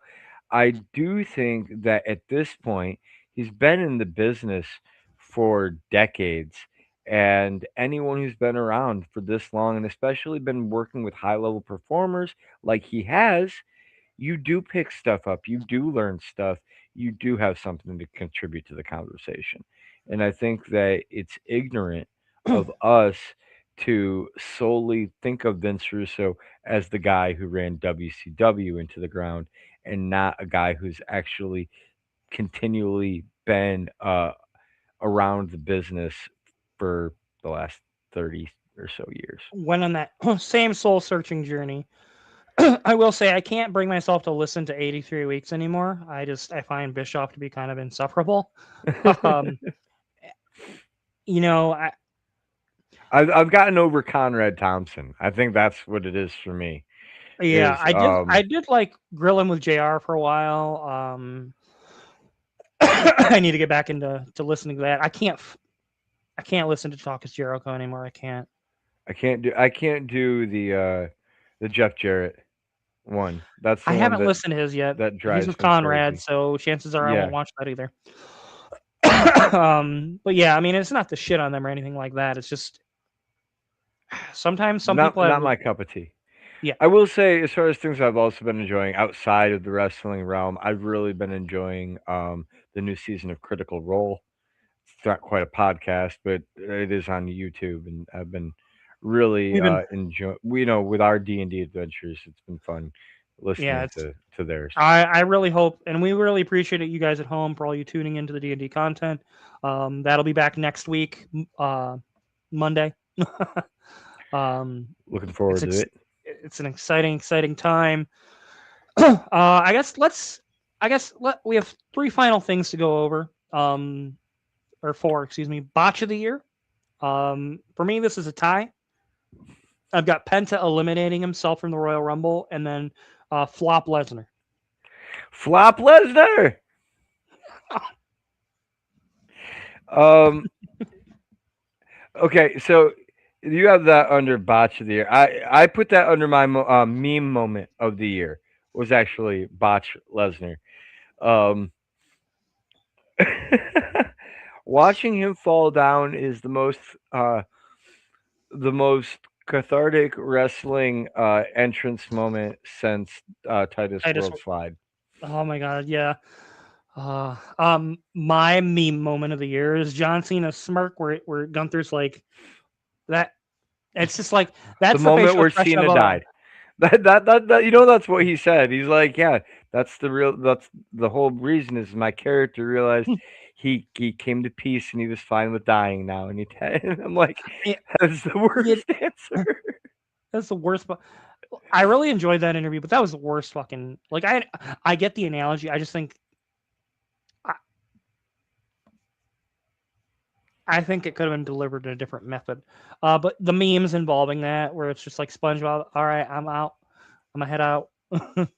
um, there's a lot of meme potential within the wrestling world. Most overrated wrestler. Um, for me, this is Jey Uso. With Ricky Saints being a close second. Uh, I loved Jay's work as the right hand man, main event Jey Uso and the Bloodline. Mm. Ever since the Bloodline ended, I just I think the problem is part of the magic of the bloodline mm-hmm, for Jey Uso specifically was the relationship he had with Sami Zayn. mm-hmm.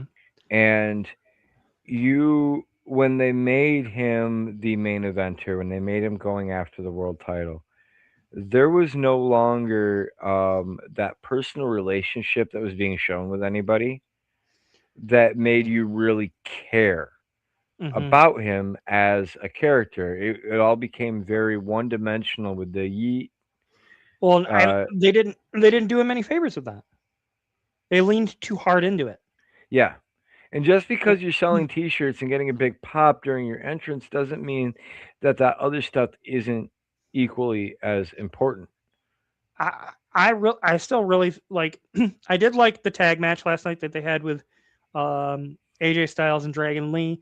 I am glad that a legit tag team has the Raw tag titles Hmm. again. Me too. There's some heel tactics in the match that Usos were using to, you know, throughout it. It was interesting, kind of small like heel things. Um, I do think that the Jey Uso as a main eventer experiment has at least been put on pause for the temporary short Good, term. But good. I'm glad. I think he needs to, as a singles wrestler, when he's a singles performer, he needs to switch up his moveset. His Oh, I spear, 100% agree. The his spear is spear one is of the not good. worst. That's one of the worst It's spears terrible. in the business. Yeah, Like no. Well, I and hate the it. thing is, the thing that pisses me off is like Roman does a good spear, so Braun Breaker does a fantastic spear, and now you're He does a trying to good. do this, and directly doing it in the ring with guys who do it way better than you. Just Yeah, stop. stop. Find it. I'm also. I'm not, I think and by the same, but if Braun Breaker was throwing a super kick, I'd be like, "Yo, stop." exactly. Well, that's my whole thing. Is I just and I think honestly I think the frog splash does not fit his character either. Like his entire the build to him winning the rumble, the build to him beating Gunther, which he made Gunther tap out. You're not gonna make me forget that. There was a fucking choice, a bad choice, but it's a fucking choice. I just think that he needs to reinvent not all the character, but at least the in ring persona and the presentation. I think, I personally think, I would like to see him bulk up a little bit and maybe, you know, lean into that Samoan heritage a little bit. Find a finisher, that could work with that. The- You know, I there's would have so been many. I would have been down with it if it would have been like Roman teaching him to be ruthless, and we would have gone further with that. Yeah, which We didn't. whatever. And then Ricky Saints has got to be one of the most boring fucking wrestlers I've ever seen. Like, I'm not trying to shit on the dude, but like every time he's on my screen, I want to change the channel. I, the whole like the where he's holding his face, like he's holding his face in like it's like a shit that's gonna come through his pants, but through his forehead. No, I definitely understand where you're coming from there because Like the best part of every Ricky Saints promo is anything else. it's That's it. what his opponents are saying. Whoever, yeah, whatever his opponent is saying. He's like the anti-Rock. He's the anti-Rock. Everybody tuned in to watch the Rock's promos, and it's like blip, click. It's like He's not if you horrible in the ring though. no, His in ring, he's good in the ring. I'm not saying in his terms in of ring work is fantastic, but yeah, no, whenever he's in a backstage segment, like you're just like, oh, please let Trick Williams or Ethan Page or just anybody like else like pop up here. yeah. He just kind of reminds me of the old school Xbox heat. He just needs to halfway through his promo just say Joe Hendry, so Joe Hendry will pop up and make the promo more entertaining. And I'm not trying to shit on the guy. It's just it's like you have that one musician whose voice just grates your fucking ears. That's what happens when he shows up on my screen. Whose No, ears? I can understand. I what are we talking about? Most overrated wrestler.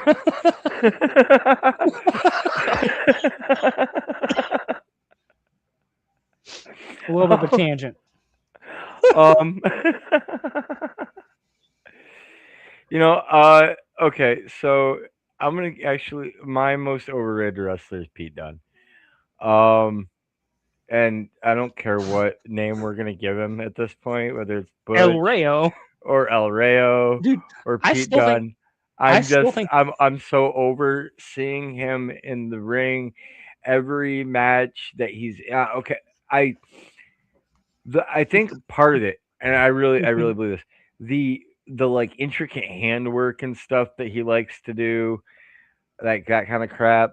I think it sometimes can look really good on television when you're able to get close up in there, but real talk, ain't nobody able to see that shit live in an arena. Mhm. Um, the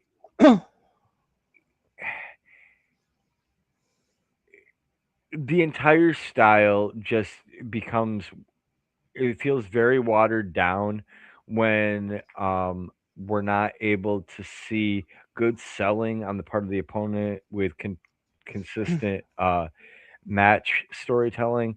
I just don't think it's there for him. Well, I'm just done with him. I'm just fucking over it. no, I get it. I still think he was sandbagging Javon Evans in that match at SmackDown. The selling there was just, it felt like it was intentionally bad. Yeah, no, Well, I 100% agree with you there. That match was my ridiculously horrible.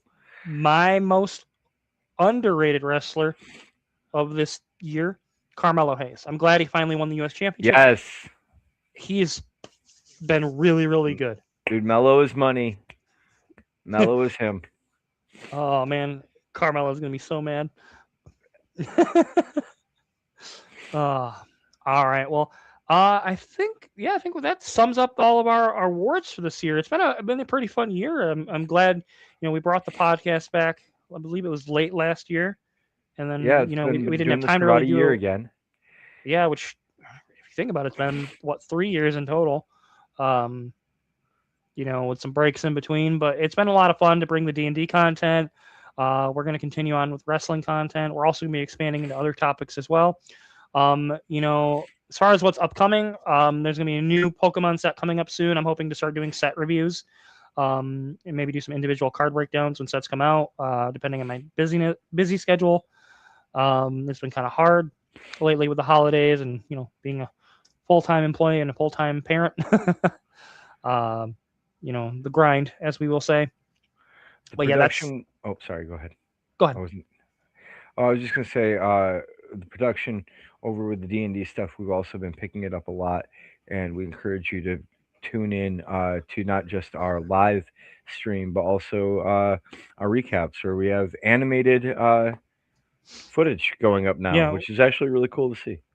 yeah, we're able to tell a story on the live with how we're talking and with our words, but on the recaps, what's different is you guys get to see it.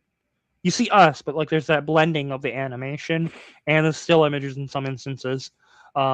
It's we're really appreciative of all the stuff you guys, all the support, all the likes, all the shares. It's been a really fun thing.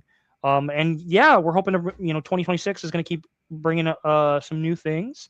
It's been a great year, and I'm looking forward to see what 2026 brings.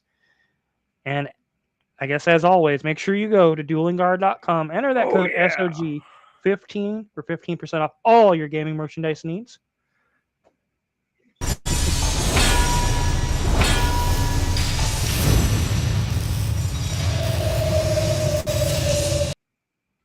And remember to subscribe. I gotta remember to add that to the outro. Yeah. All right. Send That's that to me. gonna. Yeah, I will. That's gonna do All it right. for us. Thank you guys for an amazing 2025. We'll see you next year. Until then, I'm Brian. I'm Evan. Have a good Good night. night, everybody.